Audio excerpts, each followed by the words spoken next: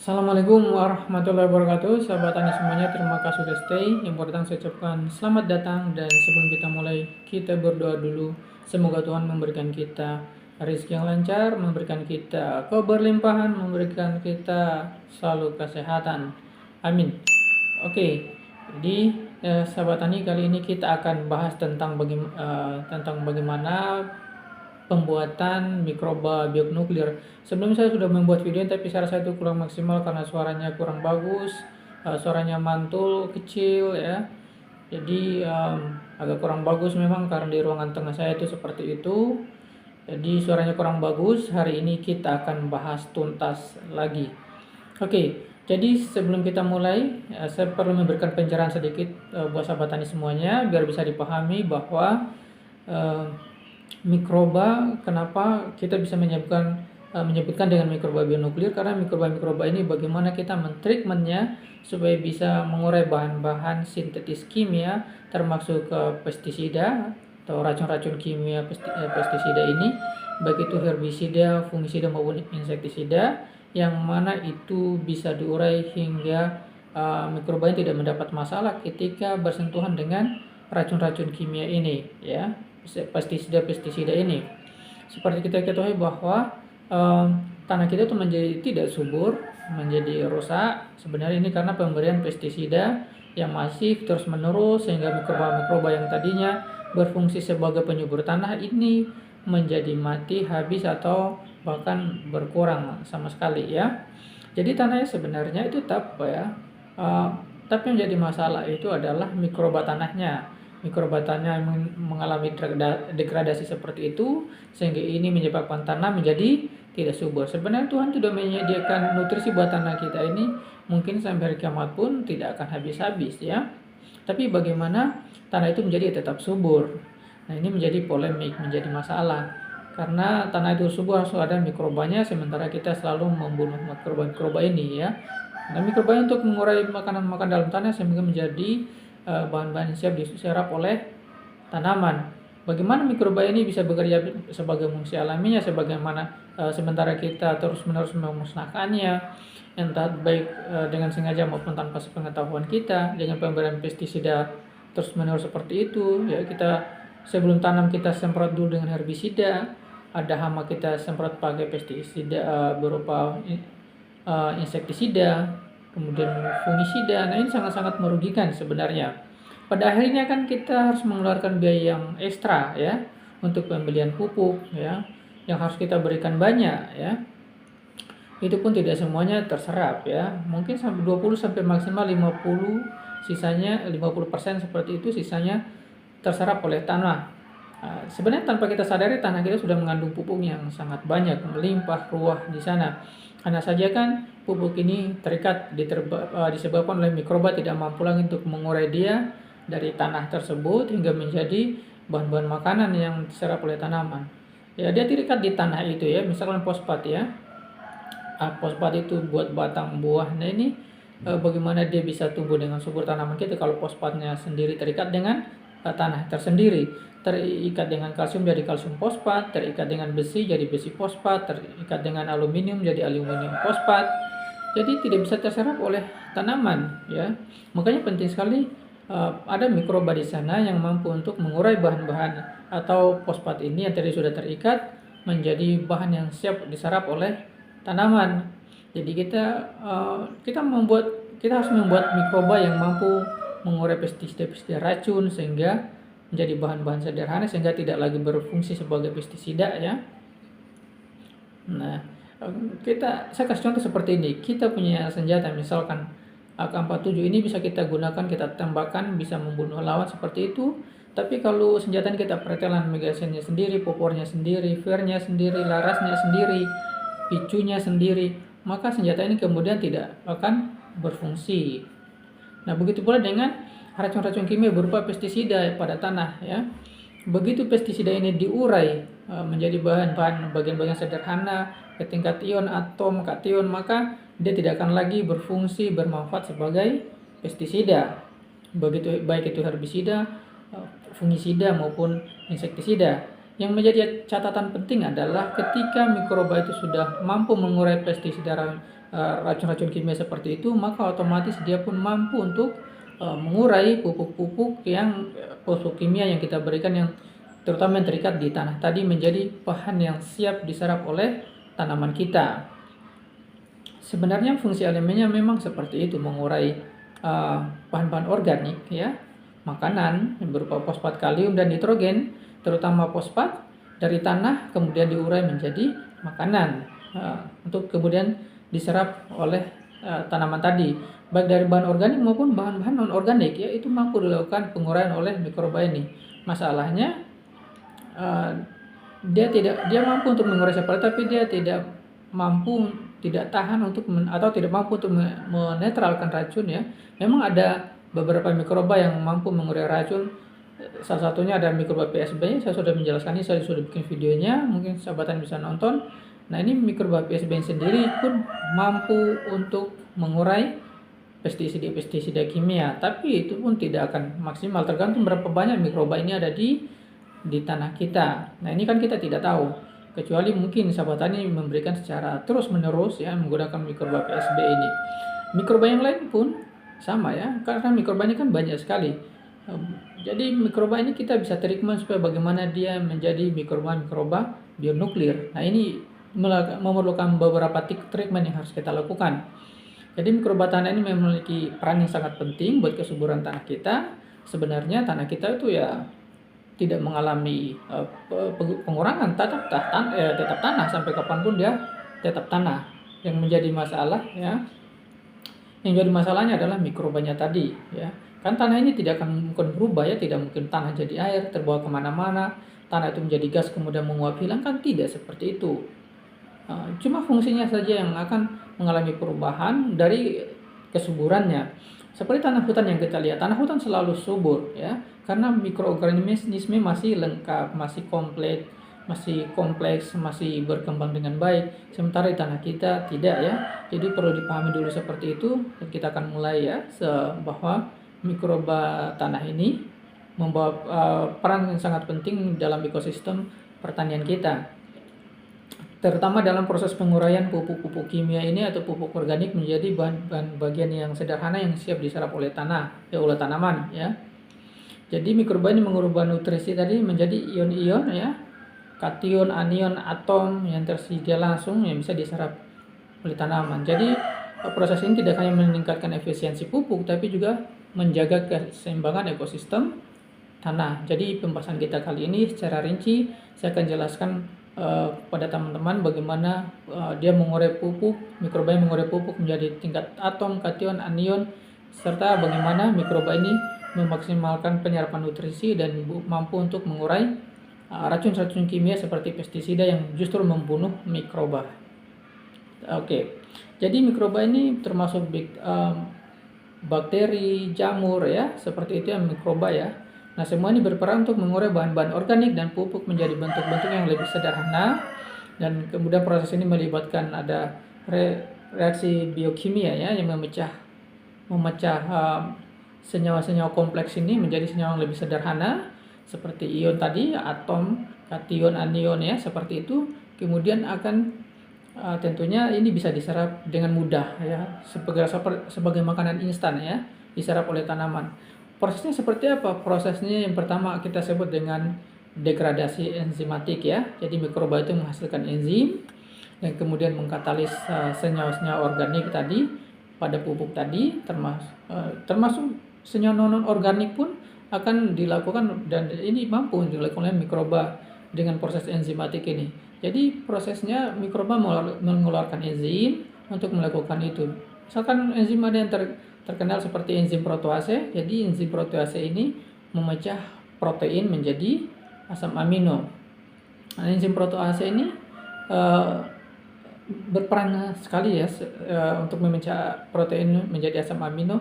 Jadi asam amino ini kan produk dari protein tadi ya. Protein tentu dari mana saja, dari tanaman kan ada proteinnya juga ya. Dari tumbuhan, dari batang, daun, ini sebenarnya juga ada protein-protein yang kemudian enzim protease ini bisa mengurai itu semua untuk jadi asam amino ya. jadi bisa diserap oleh tanaman. Kita tidak usah bahas tentang itu, nanti terlalu panjang videonya ya. Enzim karena saya sudah bikin videonya juga, nanti bisa dilihat. Yang jelas enzim protease ini bisa mengurai itu semuanya menjadi asam amino ya, protein terutama. Kemudian enzim protease ini juga pemecah protein tadi. Sementara ada enzim lipase yang memecah lemak menjadi asam lemak dan juga gliserol. Asam lemak diantaranya adalah apa? Di situ termasuk ada omega 3 ya, omega 3 yang juga sangat bermanfaat untuk membuat tanaman menjadi tidak gampang stres terhadap keadaan alam, cuaca atau keadaan ekstrim ya, seperti itu. Ada proses selanjutnya ya. Proses mineralisasi ya.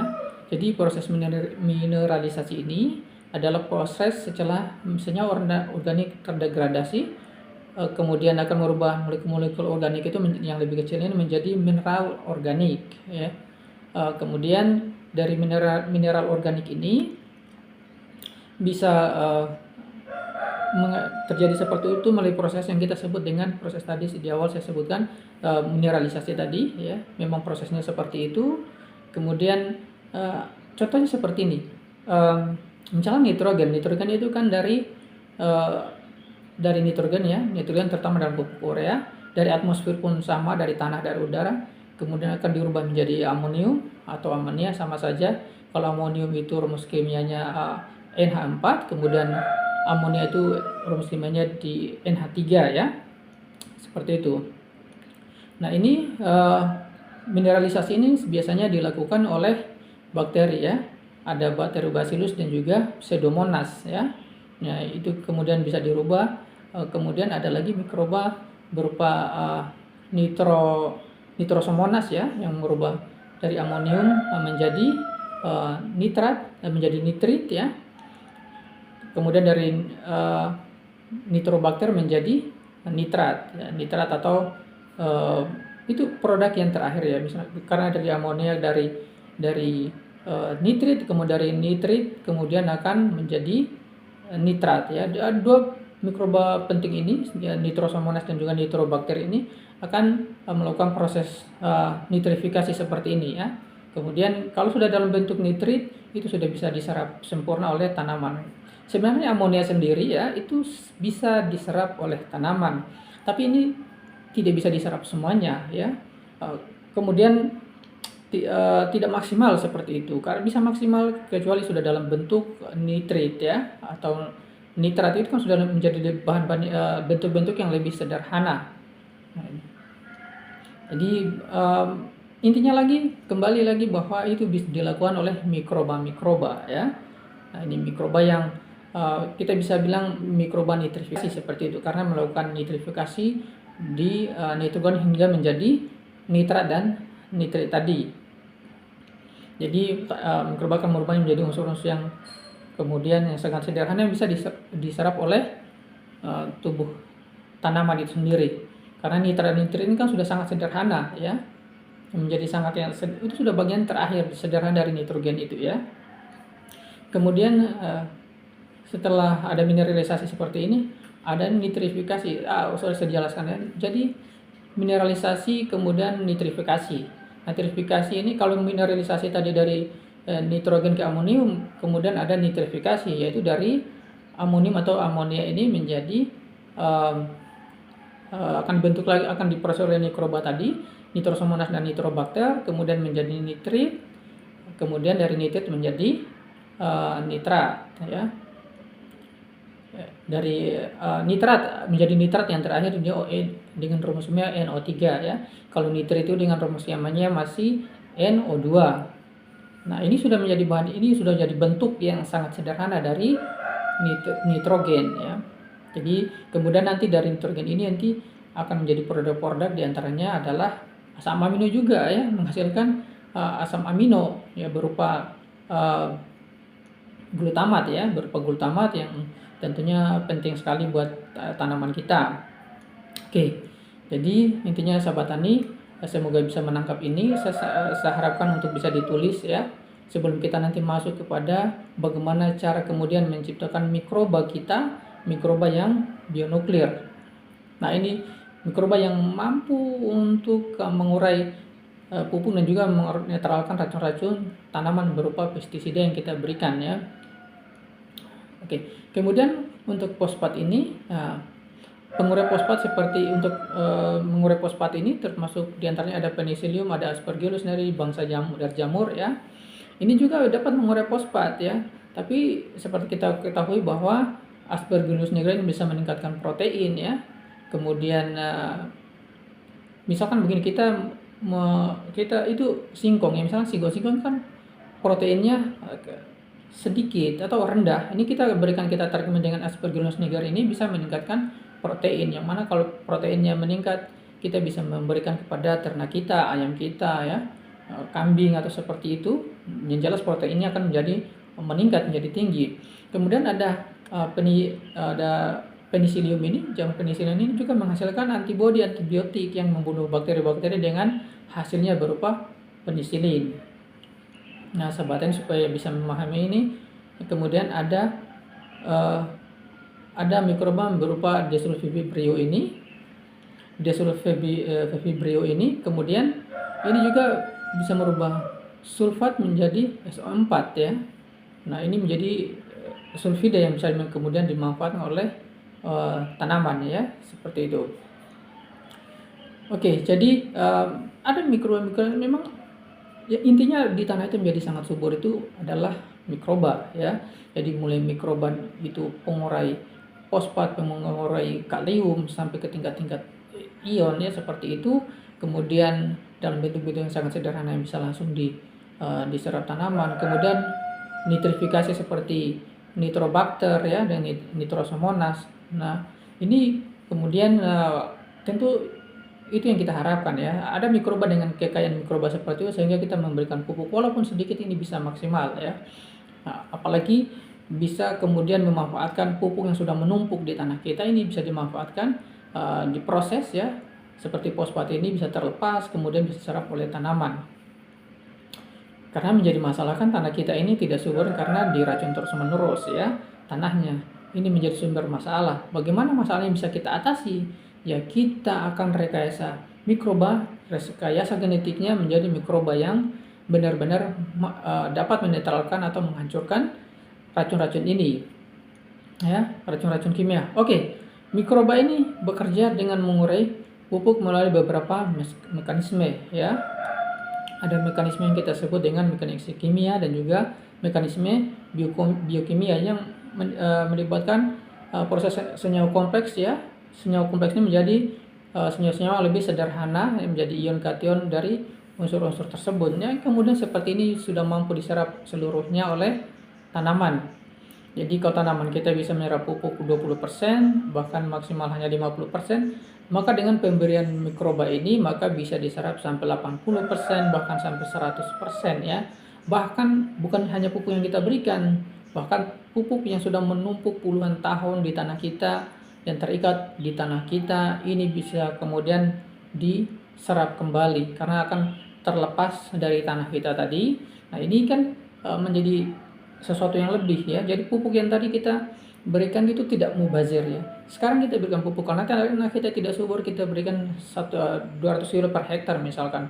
200 kilo per hektar hanya 20% sampai dengan 50%, berarti hanya 100 kilo yang terserap. 100 kilo sisanya tidak terserap dan kemudian mengendap di tanah, terikat di tanah. Jadi pupuk sudah banyak sekali di tanah kita. Tinggal bagaimana kemudian pupuk ini terurai lagi dan kemudian bisa diserap oleh tanamannya. Tentunya harus pemberian mikroba, terutama mikroba yang sudah kita sebut dengan mikroba yang kategori bionuklir. Karena kalau kita tidak berikan mikroba yang kategori bionuklir, jangan harap tanah kita mudah subur. Karena masih banyak racun-racun dalam tanah yang pestisida yang kita berikan itu dari semprotan rumput, semprotan hama. Ini kemudian nanti menjadi masalah buat mikroba yang bukan kategori bionuklir. Karena racun-racun ini tidak mampu diurai oleh mikroba. Tapi kalau mikrobanya sudah kita upgrade menjadi mikroba bionuklir, maka ini akan mampu diurai oleh mikroba-mikroba tersebut sehingga tidak jadi masalah.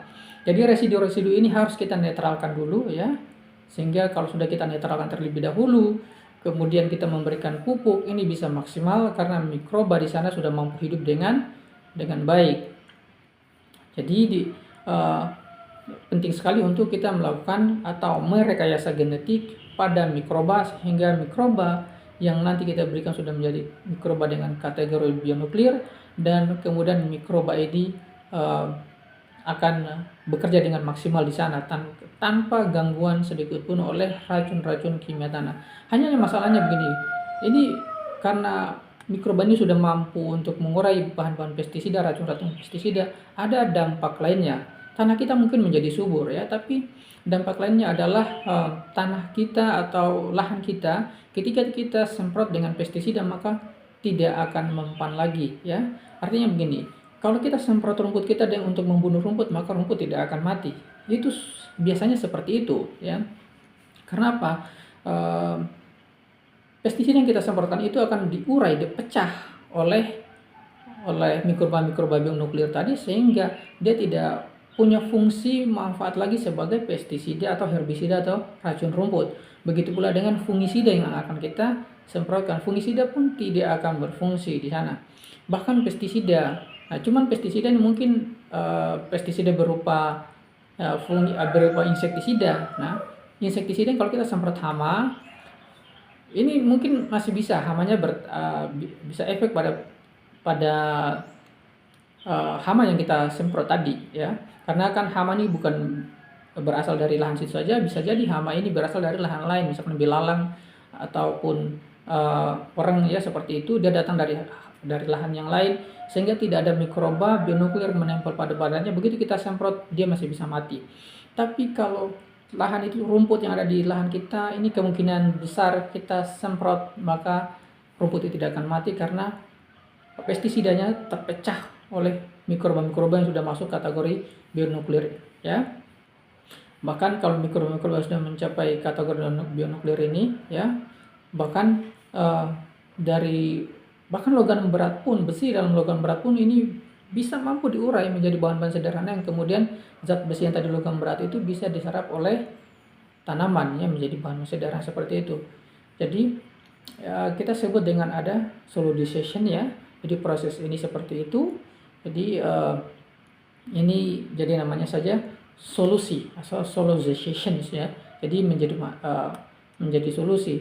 Oke, jadi mikroba ini pada proses-proses seperti itu yang mungkin banyak kita tidak tahu ya, sahabatan kita tidak tahu, tapi yang jelas itu ada gambaran besar dan kita mulai masuk kepada rekayasa genetik mikroba bionuklir. Oke, jadi prosesnya seperti ini sahabat tani. Kita dalam membuat mikroba bionuklir atau kita merekayasa genetik mikroba bionuklir ini adalah tentunya kita akan memberikan racun ya. Kalau dia mampu bertahan dari rumput, dari racun, maka tentunya berarti dia sudah mampu untuk memecah racun-racun tersebut. Mungkin begini sahabat tani, ini gambaran kecil aja bahwa pertama kita semprot, misal kita semprot ya, kita semprot hama, tahun pertama kita semprot hamanya mati, tahun kedua kita semprot ternyata hamanya sebagian mati sebagian tidak, tahun ketiga kita semprot lagi malah hamanya tidak mati. Nah ini artinya hamanya sudah mengalami kekebalan ya, ada resistensi di sana untuk kekebalan tanaman. Di hama itu sudah mengalami resistensi untuk racun-racun kimia sehingga kita semprot dengan racun kimia hama tidak mati ya. Begitu pula dengan bakteri atau jamur ya. Pun sama, kalau kita semprot ya, nah ini dengan racun, misalkan kita kasih insektisida ya. Kenapa kita semprot sekali semprot, seminggu lagi harus kita semprot, misalkan tanaman cabai ya, seminggu lagi kita harus semprot. Kalau kita tidak semprot maka penyakit dari jamur dan bakteri ini banyak sekali yang muncul. Artinya kan berarti mikrobanya semuanya tidak mati, ada yang kebal terhadap racun-racun yang kita berikan berupa pestisida. Tapi nanti kan ada pertanyaan seperti ini, lah tapi kalau memang semuanya sudah kebal, kenapa kita semprot bisa mempan lagi? Jadi bukan begitu sahabat tani. Misalkan gini, ada yang mampu bertahan ya, mikroba, bakteri dan jamur ada yang mampu bertahan seperti itu, kemudian dia akan membelah diri menjadi banyak, menjadi beranak pinak. Nah anak pinaknya ini belum tentu juga kebal seperti induknya tadi ya. Nah ini Itu supaya dipahami. Jadi kalau kita semprot yang kebal itu mungkin masih ada ya, tapi yang anak-anaknya ini yang dilahirkan yang kemudian ada dari proses pembelahan diri ya, pengembangbiakan. Nah, ini belum tentu juga kebal sama seperti induknya ya, karena dia sudah menjadi individu-individu tersendiri. Nah, ini kemudian sahabat tani bisa ambil gambaran dari situ bahwa ternyata mikroba pun dapat kita rekayasa genetiknya menjadi kebal, menjadi mampu untuk memecah pestisida atau racun-racun kimia yang membunuh mikroba kita. Ini kita mampu membuat mikroba yang kuat, yang kebal, yang mampu membunuh itu, yang mampu untuk mengurai pestisida yang membunuh mikroba-mikroba. Oke, caranya seperti ini. Kita langsung saja. Jadi caranya seperti ini, sahabat tani bisa siapkan jerigen 5 liter ya. Kemudian masukkan air 4 liter di sana. Kemudian masukkan gula 100 gram di sana. Kentang rebus yang sudah di blender halus. Jadi rebus dulu, habis itu blender halus. Rebus sampai empuk. Masukkan di sana 100 gram atau 200 gram. Kemudian masukkan mikroba ya.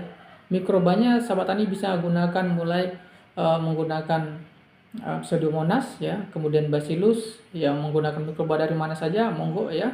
Kalau mau pakai M4 juga nggak masalah ya. Masukkan 1 tutup botol di situ. Kemudian biarkan dulu selama seminggu. Dia sudah berkembang biak dengan pesat. Kemudian di situ kita boleh masukkan pestisida. Pestisida yang paling kuat adalah herbisida, obat rumput. Obat rumput ya, mungkin kita bisa pakai Roundup ya atau apapun itu. Berikan setengah tetes ya. Oke, 1 tetes dibagi 2 dicelupkan di situ, kemudian dibiarkan sampai 1 bulan ya. Setelah 1 bulan nanti kita ambil lagi 1 liter ya. Kemudian kita masukkan lagi di wadah yang baru, dimasukkan 1 liter itu dan ditambahkan dengan air biasa 3 liter ya. Kemudian masukkan lagi gula 100 gram, kentang rebus empuk di blender halus, masukkan lagi 100 gram atau 200 gram di sana, dan kemudian masukkan lagi herbisidanya sebanyak 1 tetes. Kalau bulan pertama setengah tetes, maka bulan kedua kita masukkan 1 tetes, bulan ketiga kita masukkan 1,5 tetes, bulan keempat kita masukkan 2 tetes. Jadi ada peningkatan setiap bulan setengah tetes ya. Lakukan itu terus menerus.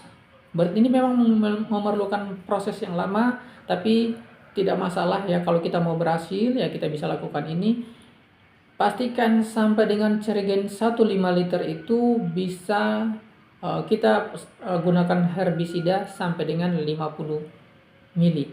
Nah, ketika sudah mencapai 5 liter, 50 mili per 5 liter herbisida dengan mikroba 5 liter, herbisidanya 50 liter, maka ini sudah sangat mampu, sangat kuat mikrobanya ya. Bahkan kalau ditingkatkan lagi menjadi 100 mili per 5 liter, ini sudah sangat-sangat luar biasa. Yang jelas harus ada proses adaptasi, kita berikan setiap bulannya, kita tingkatkan setengah tetes seperti itu.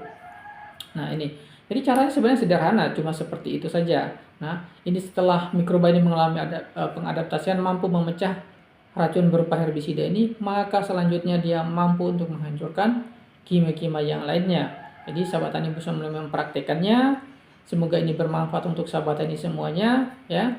Kita bisa mulai menyuburkan kembali tanah kita, menetralkan kembali racun-racun kimia yang ada pada tanah kita, sehingga mikroba bisa berkembang dengan baik, dengan pesat, dengan sempurna, sehingga tanah kita menjadi kembali subur lagi ya. Pupuk-pupuk yang sudah menumpuk puluhan tahun ya, dari pupuk yang kita berikan yang sudah terikat oleh tanah bisa kemudian dimanfaat kembali oleh tanah. Semoga ini bermanfaat. Sampai jumpa di lain kesempatan. Assalamualaikum warahmatullahi wabarakatuh.